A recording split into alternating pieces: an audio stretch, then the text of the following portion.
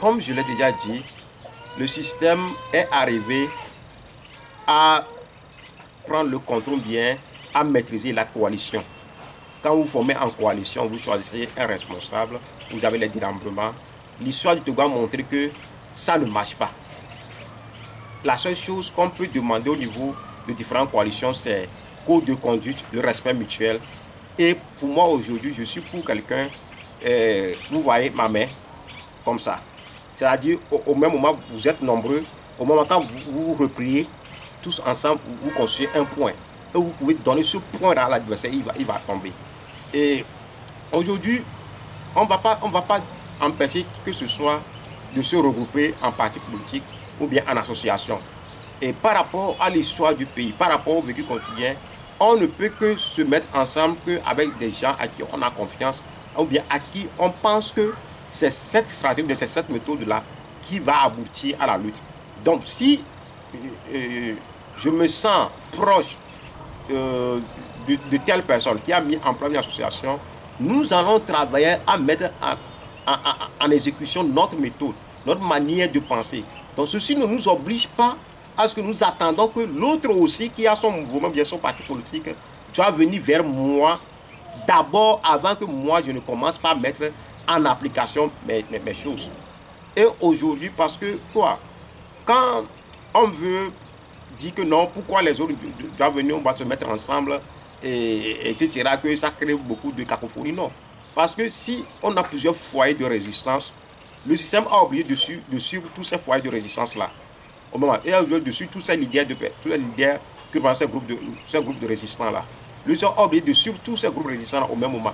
Le système n'a pas les ressources humaines suffisantes, n'a pas les moyens suffisants pour pouvoir suivre, par exemple, disons bien, 50 groupes de résistance au même moment. Il va être dépassé. C'est là où nous qui sommes les combattants de la liberté, c'est à nous de savoir comment est-ce qu'on va utiliser notre multiplicité de foyers de résistance là contre ce système-là. Et ce qui est important aujourd'hui, c'est le code de conduite. C'est-à-dire quand on va sur les médias, quand on va faire des sorties sur les réseaux sociaux, que ces sorties-là visent la question de la mobilisation des groupes socio-professionnels.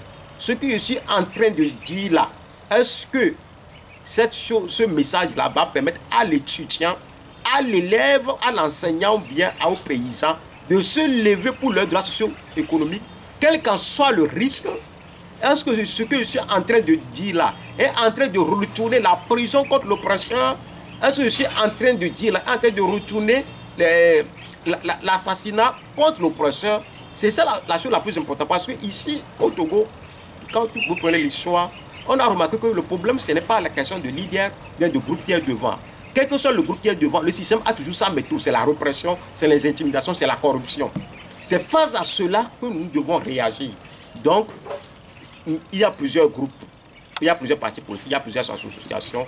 L'important, c'est comment mutualiser nos forces, comment mutualiser nos énergies. Si un groupe lance une action, une conférence de presse, ou bien un mouvement de désobéissance, ou bien une marche, nous allons tous y aller en tant que citoyens et laisser ceux qui ont appelé gérer.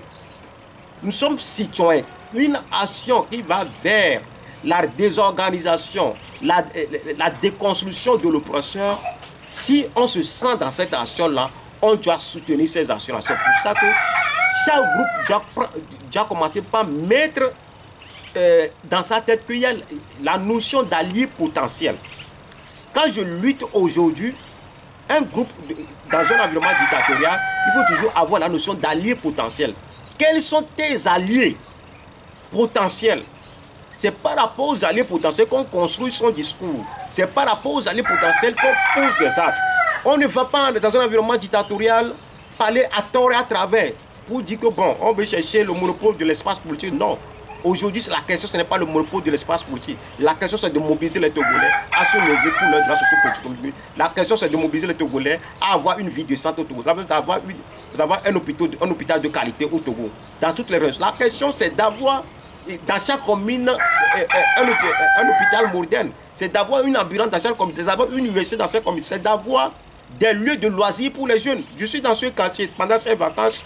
Quand je me promène, je cherche enfin des lieux de loisirs où les jeunes vont pouvoir se distraire un peu. Il n'y en a pas. C'est-à-dire, la ville se construit de manière désordonnée. On a l'impression qu'il n'y a personne qui est à la tête de ce pays. Et c'est ce qu'on a constaté la fois dernière au nord, où on a laissé nos jeunes frères mourir inutilement. Donc pour moi, la question aujourd'hui, ce n'est pas qu'il y a trop de groupes, trop de partis politiques, trop d'associations. L'important, c'est la mutualisation de nos forces, c'est la mutualisation de nos discours. Et aussi, à chaque fois que nous devons faire une sortie, concentrer notre énergie sur la question de la mobilisation des groupes socioprofessionnels et l'isolement de la minorité extrémiste jusqu'au boutiste de l'oppresseur du clan Yassingbe. Merci. Merci beaucoup, Foyi Katako.